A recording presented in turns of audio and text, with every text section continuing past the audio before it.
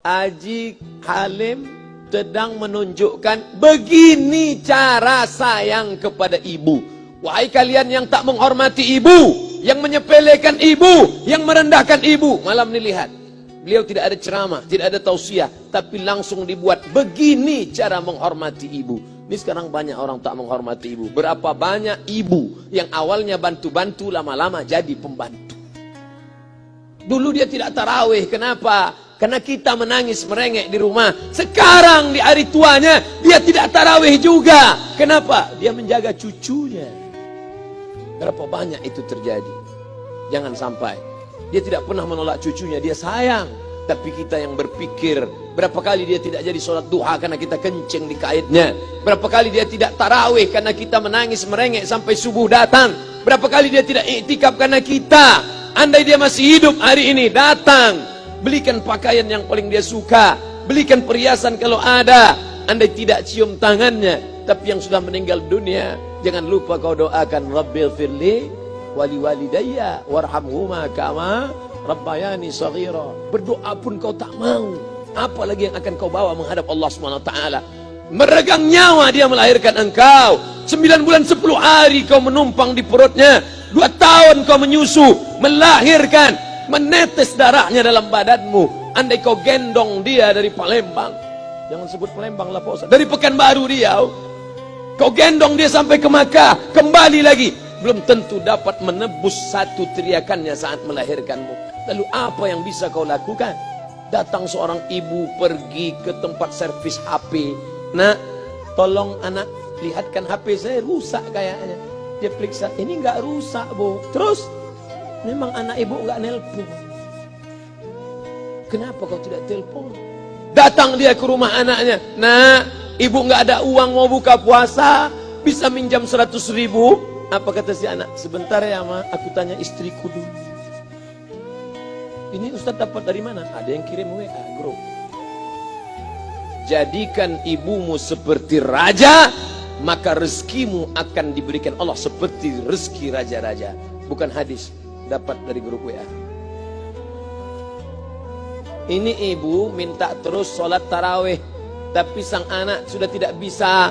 Aku mau hentikan saja sholat tarawih ini, karena mau buat tenda ini tidak bisa. Tiangnya bambu, sudah bocor. Kita stop saja sholat tarawih bersama ini. Apa kata si ibu? Buatlah sholat tarawih terus, nanti Allah akan berikan engkau gedung yang besar. Dengan gedung besar itu kau akan tetap sholat tarawih. Mana gedung besar itu? Inilah dia gedung besar. Langsung dikabulkan Allah Subhanahu wa taala. Karena setelah Allah langsung orang tua. Wa qada rabbuka alla ta'budu illa iyyah. Allah sudah wajibkan engkau menyembah Allah. Setelah Allah, wa bil walidaini ihsana. Kedua orang tua. Jangan kau lawan ibumu. Kayak anak-anakku, jangan kau lawan ibumu. Karena kau lawan ibumu, kau tak pernah mencium kebahagiaan. Walaupun hartamu banyak, kau akan berenang dalam air mata penderitaan sampai kematian datang. Ada pezina hidup di dunia senang. Ada pecandu narkoba hidup di dunia senang. Tapi orang yang durhaka tetap dapat dosanya dibalas Allah di akhirat. Di dunia coba dapat. Ustaz, kalau di akhirat dapat, di dunia dapat, untuk apa lagi di dunia? Yang di dunia itu DP-nya. Nanti di akhirat akan kau dapatkan cashnya. Oleh sebab itu jangan main-main dengan ibu. Datang seorang laki-laki, ya Rasulullah, izinkan aku mati syahid. Karena orang yang mati syahid itu tidak akan merasakan sakratul maut illa kal qars, seperti cubitan pada tangan. Izinkan aku mati syahid, karena kalau aku mati syahid tidak akan ada azab kubur. Izinkan aku mati syahid, karena kalau aku mati syahid tidak akan ada hisab, langsung masuk surga. Nabi bertanya, alaka min ummin, ibumu masih hidup? Ibumu ada di rumah? Ya. Ilzam rijlaiha fathammal jannah. Urus tapak kakinya, akan kau dapati surga di sana. Tak perlu kau mati syahid, tapak kakinya kau urus, kau dapati surga di sana. Kalau tapak kakinya kau urus dapat surga, apalagi kau urus kepalanya, apalagi kau urus badannya. Pulang dari sini, urus ibumu, mandikan dia, belikan pakaian yang baik, cari makanan kesukaannya. Kalau dia sudah meninggal, maka kau datang ke sana, langsung dapat tisu. Bapak Ibu yang dimuliakan Allah Subhanahu wa taala. Ini Ustadz suaranya menggelegar nih, marah apa? Enggak, saya tak marah. Terus dikasih Haji Halim buka nasi kuning tadi, makanya suara menggelegar. Dimasukkan Pak Kapolda daging sama ayam 3. Masya Allah, ini kari Palembang nih Pak Ustaz. Mantap, menggelegar suara kita di rumah. Bapak Ibu yang dimuliakan Allah Subhanahu wa taala, datang seorang laki-laki, kata Nabi sallallahu alaihi wasallam, nanti akan ada laki-laki yang datang kemari minta doanya, doanya kabul. Sahabat heran, kami yang hidup sama Nabi, kami yang perang sama Nabi, kami yang jihad sama Nabi, kenapa mesti minta doa dia? Dia tidak pernah ketemu Nabi. Pokoknya nanti kalau dia datang, minta doa sama dia. Setelah Nabi SAW meninggal, barulah dia datang. Orang itu bernama Uwais Al-Qarni. Kenapa doanya makbul? Dia merawat ibunya. Kalau ibumu kau rawat, doamu dikabulkan Allah Subhanahu wa taala. Apa yang kita lihat malam ini adalah buah bakti kepada seorang ibu. Ya Rasulullah, man ahaqqun nas bi husni sahabati? Siapa yang paling layak mendapatkan baktiku? Ummuka. Siapa lagi? Ummuka. Siapa lagi? Ummuka. Ibumu, ibumu, ibumu. Thumma man? Siapa lagi? Abuka. Kami, Ustadz, Jenderal Bintang 5, alim ulama, kami hanya dapat 1, sedangkan kalian ibu dapat 3. Ibumu, ibumu, ibumu. Kenapa ibu dapat 3? Karena ibu bisa melakukan 3. Ibu mengandung, ibu melahirkan, ibu menyusukan. Kalau bapak mau dapat 3, coba yang 3 ini. Pulang dari sini, pergi ke tempat jual kelapa muda, beli 1. Jangan dibelah, ikat di perut 9 bulan 10 hari. Kalau mau merasakan melahirkan, pulang dari sini, pergi ke tempat jual mangga. Telan bulat-bulat, keluarkan bulat-bulat. Emang enak jadi perempuan. Mereka luar biasa. Tanya ibumu, berapa kali dia meninggalkan puasa Ramadan? Saat mengandung engkau, 30 hari dia tak puasa. Saat menyusukan tahun pertama, 30 hari dia tak puasa. Saat menyusukan tahun kedua, 30 hari dia tak puasa. Saat dia mau ganti qadha tahun berikutnya, adik mau menyusul. Hari ini dia belum mengqadha puasanya, dia terhutang di hadapan Allah. Lalu apa yang bisa kau lakukan? Malam ini betul-betul disadarkan. Alhamdulillah, ibu saya masih hidup, umurnya 70 tahun. Saya akan pulang dari kajian malam ini. Nampaknya malam ini saya yang ceramah, saya yang tausiah. Tapi saya mengambil pelajaran. Pulang dari sini, saya akan lebih sayang pada emak saya. Saya lebih cinta kepada ibu saya. Saya malu, saya hanya pandai berceramah, berkata, tapi orang sudah mengamalkannya langsung. Haji Halim membelikan gelang ibunya 2 kali sampai 4 kali setahun. Gelang cincin. Sudah dibelikan 2 bulan, hilang. Kemana? Ada orang susah tadi aku kasih. Ternyata itu yang membuat rezeki melimpah ruah. Maka rezeki buah yang sudah matang harus kita joloknya dengan apa? Dengan berbakti kepada ibu. Bapak Ibu yang dimuliakan Allah, saudara-saudaraku yang dimuliakan Allah Subhanahu wa taala. Ibu ini luar biasa. Sampai-sampai ibu, Ustaz jangan nunjuk pakai tangan kiri lah. Oke, pakai kanan. Ibu, andai ngomong ibu salah, tetap dikabulkan Allah Subhanahu wa taala. Ada seorang ibu memanggil anaknya, "Ya Juraij, wahai Juraij." Anaknya sedang beribadah. Ibadah pada Allah atau nyambut ucapan ibu? Allah lebih mulia, dia diam. "Ya Juraij." Dia tetap diam. "Ya Juraij." Dia tetap diam. Dia tidak jawab seruan ibunya. Sampai akhirnya ibunya berkata, apa kata ibunya? "Allahumma la tumitshu hatta turihi wujuhal mumisat." Jangan matikan Juraij sebelum matanya melihat wanita, maaf, tunasusila. Jangan matikan Juraij sebelum matanya melihat wanita tunasusila, WTS PSK, orang nakal, orang jahat. Tidak mungkin ahli ibadah matanya melihat orang jahat. Tapi takdir berkata lain. Tak lama setelah ucapan sang ibu, ada seorang WTS PSK hamil. Tidak diketahui suaminya, ditangkap, ditanya, "Siapa yang menghamilimu?" Apa kata si perempuan? "Yang menghamiliku adalah Juraij."